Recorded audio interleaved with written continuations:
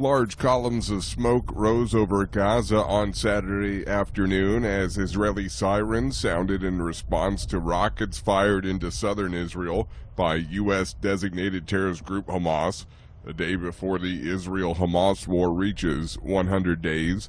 More than 23,000 people in Gaza have been killed during Israel's military campaign, according to the health ministry in the Hamas-run territory.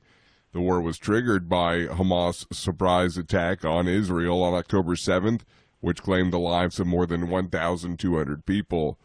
The families of Hamas hostages prepare to mark their loved ones' 100th day in captivity. AP correspondent Karen Chalmers reports. Every morning, Rachel Goldberg-Polin grabs a marking pen and in thick black strokes on a masking tape writes down the number of days her son Hirsch has been held hostage by Hamas militants. Then she sticks the tape to her chest. She tells the AP, "It sickens me again.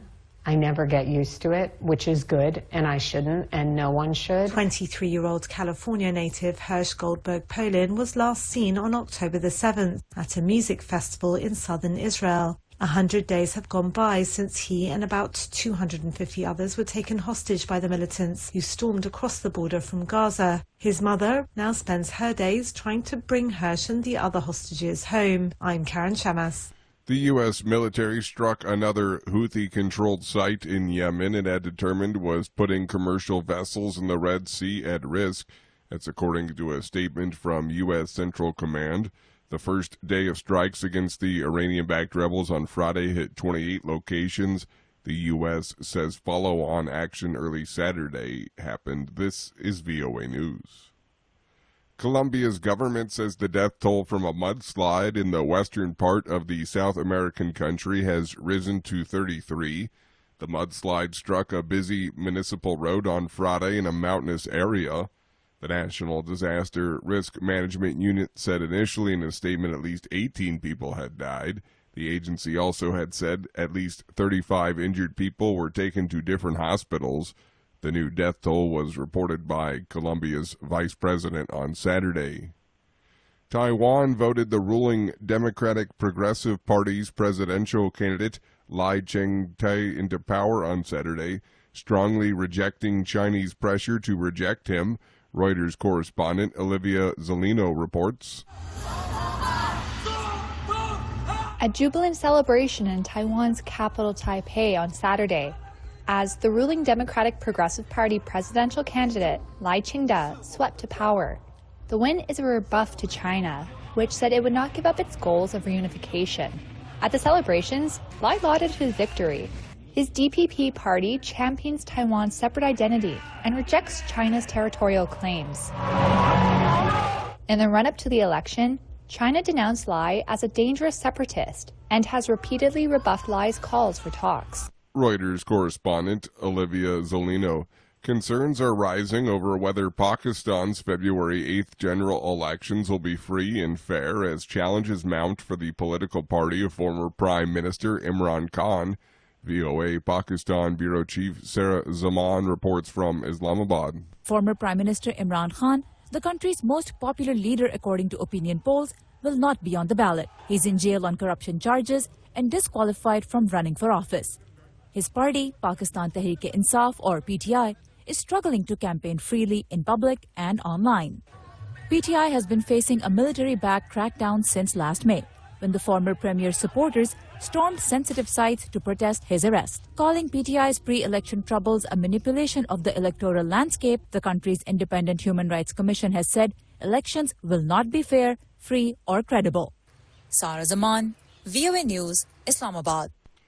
Sudan's army-aligned government on Saturday spurned an invitation to an East African summit and rebuked the United Nations for engaging with the commander of rival paramilitary forces. 9 months after war broke out between the regular army and the paramilitary rapid support forces, the war has killed more than 13,000 people, according to a conservative estimate by the Armed Conflict Location and Event Data Project.